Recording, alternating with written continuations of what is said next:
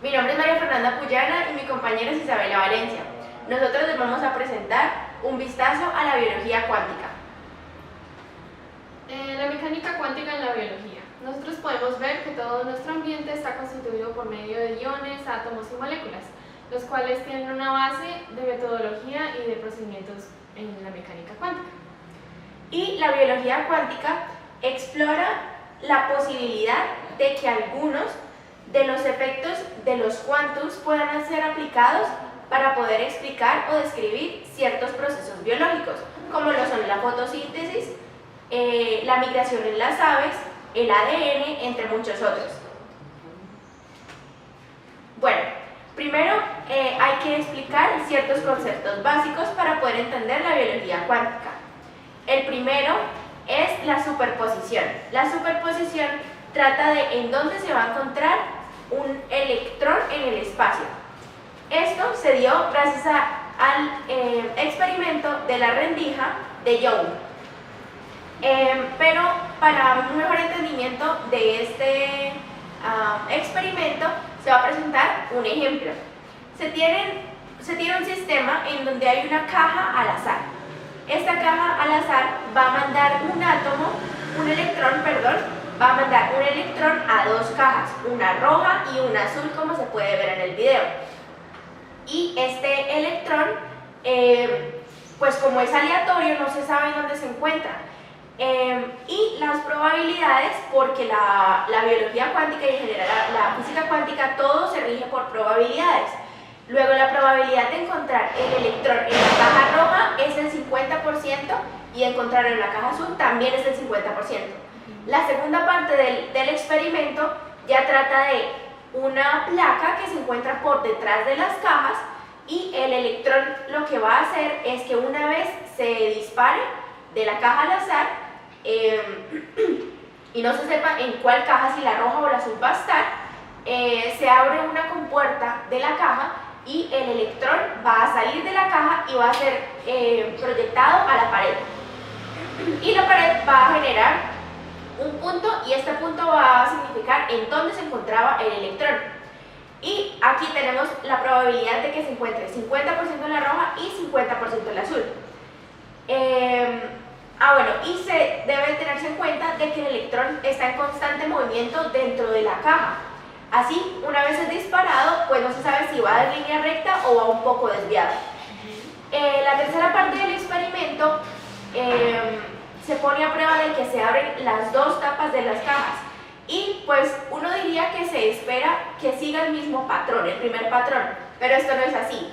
Una vez el electrón sale disparado, se genera un segundo patrón, en donde se encuentran 4 cúmulos de punticos, indicándonos que verdaderamente no se sabe de dónde salió el electrón, si de la caja roja o de la caja azul. Una vez se mide o llega un espectador, un observador, a esto se le llama el colapso de onda. Y el colapso de onda indica que se devuelve al patrón número 1. Y esto nos hace pensar por qué ocurre esto. Es como si fuera una dualidad entre una onda y una partícula. Ese es el comportamiento de la superposición del electrón. Como otro ejemplo paralelo para la superposición, podemos tener el modelo mental que propuso Schrödinger, de que en una caja se encierra un gato y un dispositivo que después de una hora va a tener un 50% de probabilidad de matarlo o no.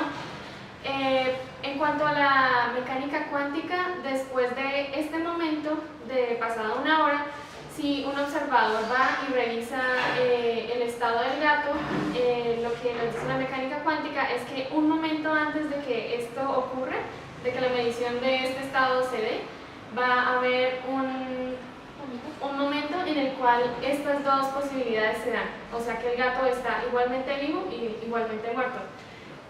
Para desarrollar esta situación se desarrolla una ecuación que está dada por el estado de esta situación cuántica, es igual a la suma de la probabilidad de que estas dos posibilidades se den, es decir, que la suma de la probabilidad de que el gato esté muerto más la suma de la probabilidad de que esté vivo es igual al estado cuántico. Es la ecuación que se presenta por acá. Ahora, como resumen de la superposición, ¿qué podemos decir de la superposición? La superposición, gracias al experimento de doble rendija de Young, el cual fue realizado en 1973, se tiene que un átomo puede estar en múltiples lugares al mismo tiempo y una vez es medido o llega un observador, es decir, esta ecuación colapsa. Como segundo concepto tenemos el entrelazamiento. El entrelazamiento utiliza la superposición y da una explicación un poco más allá. Es decir, aquí es un fenómeno que permite que una partícula influencie a otra.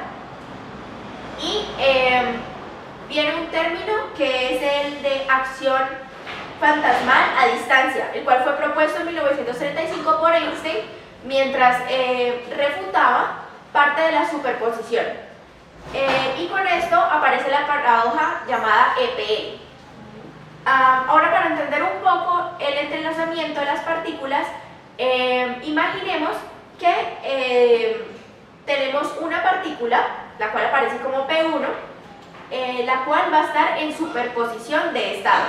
Primeramente, la partícula puede ser roja y azul al mismo tiempo, pero al tener una superposición le estamos dando una condición a dicha partícula para que sea o azul o rojo. Y eso está dado matemáticamente porque la ecuación de la longitud de onda nos da un valor diferente a 0. Pero si llega nuevamente un observador, ese sistema colapsa y ocurre esta condición de la cual estoy hablando.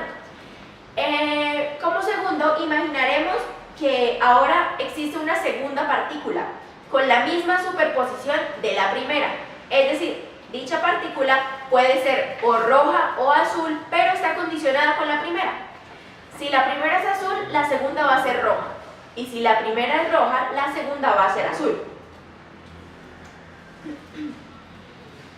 Como tercer paso, vamos a preguntarnos, ¿qué pasa si yo separo estas dos partículas a kilómetros de distancia? Y luego mido el color, veo el color de una partícula, ¿en cuál estará la otra? Pues resulta que ambas seguirán siendo proporcionales. Si en este lado yo veo que es azul, inmediatamente la otra va a ser roja. Y inversamente. Es decir, en el tiempo cero, la primera se entera por alguna razón de que va a estar en estado azul, si dicha partícula primera es roja. Esto que acaba de suceder es lo que Einstein llamó el fantasma y es explicado por... y luego de un tiempo aparecen las desigualdades de Bell, las cuales dan solución a este fantasma, pues Einstein y Bohr siempre tuvieron como esa competencia de si verdaderamente la física cuántica era válida o no. Einstein la apoyaba, pero decía que algo le faltaba. Y si complementamos la teoría de Pauli con respecto al spin y lo que nos acaba de decir Bell de las desigualdades, en las cuales se dice que la teoría simplemente decía que la información y la energía no viajan al mismo tiempo. Y con esto pues ya salía de lo que decía Einstein y comprobaba que el entrelazamiento era correcto. De manera paralela hay un concepto que también tenemos que tener en cuenta, que es el efecto de túnel o túnel. Este es un fenómeno de la mecánica cuántica que nos dice que una partícula puede sobrepasar una barrera de potencial, que en la mecánica clásica no podría hacerlo. Digamos, esto se da ya que a esta partícula, podríamos decirle como electrón, tiene una característica de onda y una característica de partícula. Con características de onda podemos decir que no tiene una posición fija en el espacio. por lo cual, digamos, aquí tenemos una barrera de potencial. Normalmente tendríamos que verlo como que la partícula se queda aquí y no puede sobrepasar esa barrera, pero si lo tomamos como una onda, esa misma partícula puede tener una probabilidad de estar al otro lado de la barrera, lo cual nos da esa posibilidad de la mecánica cuántica. Y se ve como un túnel, por eso es el nombre, pero necesariamente no significa ni que se haya teletransportado ni que haya creado un túnel. Simplemente tiene una mínima probabilidad de estar por el otro lado de la barrera. A modo de ejemplo de cómo la mecánica cuántica afecta a la biología, trajimos el ejemplo de la fotosíntesis, que es bien conocido como el proceso que se dio desde el principio de los orígenes de la vida. Esta es la transferencia de energía que se pasa a través de picosegundos, es decir, una billonésima parte de un segundo. En estas escalas de tiempo y espacios tan pequeñas, no es posible observar en cómo la energía pasa a través de las estructuras, por lo cual la física clásica no alcanza a dar explicaciones, por lo cual la mecánica cuántica puede encargarse de explicar. Los fotones llegan a las membranas de los tilacoides, que tienen unas unidades de complejos que atrapan la luz, que asimismo tienen adentro pigmentos, por los cuales anteriormente con la mecánica clásica nos habían dicho que eran paquetes de energía que pasaban, pero esto no tiene gran eficiencia, por lo cual se da la explicación de que también actúan por medio de ondas. Las ondas, al pasar por medio de estos pigmentos, generan como caminos por los cuales es más efectivo este procedimiento, así como que disminuyen la posibilidad de perder energía. Pues si la partícula se pusiera a probar qué camino es más efectivo, pues estaría perdiendo la energía en forma de calor, y es lo que no se quiere, siempre se quiere ahorrar energía. Esto se puede mostrar, digamos, aquí. Estos circulitos serían los pigmentos por los cuales pasa la energía. Este sería un gradiente de energía en el cual cada vez que pasa a través de un pigmento va perdiendo cierta cantidad de energía, lo cual, si disminuimos el número de pasos, pues estaríamos generando un aumento, una conservación más de energía. El ADN se conforma de una doble hélice, la cual está conformada por aminoácidos que entre sí se unen por medio de puentes de hidrógeno. Estos puentes de hidrógeno se dan en los nucleótidos, que son adenina, timina, citosina y guanina, que tienen una correspondencia, o sea que se entrelazan, tienen pares. Por ejemplo, adenina con timina y guanina con citosina. Las mutaciones, en este caso, las explica la mecánica cuántica como que tenemos hidrógenos que se unen por medio de puentes de hidrógeno. Entonces, los electrones de estos hidrógenos, al tener también una característica de ondas, tienen una posición indefinida entre estas moléculas. Por lo cual, cuando está dada la replicación del ADN, si este llega al caso de hacer que este hidrógeno no está enlazado con el nucleótido que debería, digamos, está con una adenina con una citosina, entonces la replicación se va a dar de esa forma, dando una mutación. Recordemos que eso también tiene mucha relación con respecto al observador. Es decir, si algo afecta al ADN, algo que no debería estar ahí, ella en su respuesta, como pasa por ejemplo con el entrelazamiento, ella así es que genera la mutación, porque hay algo en el ambiente que no debería estar allí. Y por último tenemos a las aves migratorias, que pues la biología cuántica le ha dado una explicación muy particular, en especial con el ave petirroja, en donde dice, según un artículo sacado de El Vedral, en donde se dice que los petirrojos pueden mantener un entrelazamiento cuántico en sus ojos durante 20 microsegundos, tanto como los laboratorios de física más avanzados.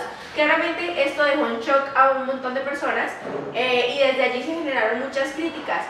Pero lo interesante del tema es que estas aves migratorias se explica con respecto a los spins de Pauli. ¿Por qué? Porque resulta que cuando en el lomo del ave entra un fotón, es decir, para que este proceso se genere se requiere luz, cuando entra el fotón, este se divide en dos protones. Al dividirse en dos protones, tiene lo que estábamos hablando de la superposición. Entonces, aquí ya entra lo que estábamos hablando de que la partícula o es roja o es azul. Se da una correspondencia con respecto a los signos de los spins. Y esto, pues, es como un radical y va a quedar cargado ya sea negativo o positivo, y eso interacciona con el campo magnético de la Tierra, haciendo que el ave se direccione con respecto hacia donde quiere ir, es decir, que migre efectivamente. De por sí hay un experimento que se realizó y fue que se le tapó los ojos al ave, y obviamente el ave, al no recibir la luz, se desorientó completamente. Y en general, estos son solamente uno de los procesos que se pueden explicar por medio de la biología cuántica. Y hay que tener pues siempre en cuenta que las probabilidades juegan un papel muy importante. Asimismo, el espectador juega un papel muy importante. Sí, la física cuántica es considerada subjetiva, ya que en el caso de que un observador llegue a medir un estado, ese estado es probable que en un momento anterior haya estado como diferente. Y otro punto a tener en cuenta también es que cuando se habla de la física cuántica se realizan experimentos, pero estas condiciones de esos experimentos tienen que ser extremas. Pero cuando hablamos de biología cuántica verdaderamente no se puede hacer eso, puesto que la célula es húmeda y es cálida, contraria a los experimentos de la física cuántica. Entonces, entender esta ciencia es de gran importancia y de gran ayuda para los biólogos y en general para todos, porque estamos explicando eventos cotidianos que pues antes eran enigmas o no eran unas respuestas concisas. Y bueno, este es el fin de nuestra exposición y espero que la hayan disfrutado. Muchas gracias. Gracias. Creo que nos demoramos mucho más. Liso. Si tu pelo no queda liso, no parece, sí, no parece, no parece. Bueno.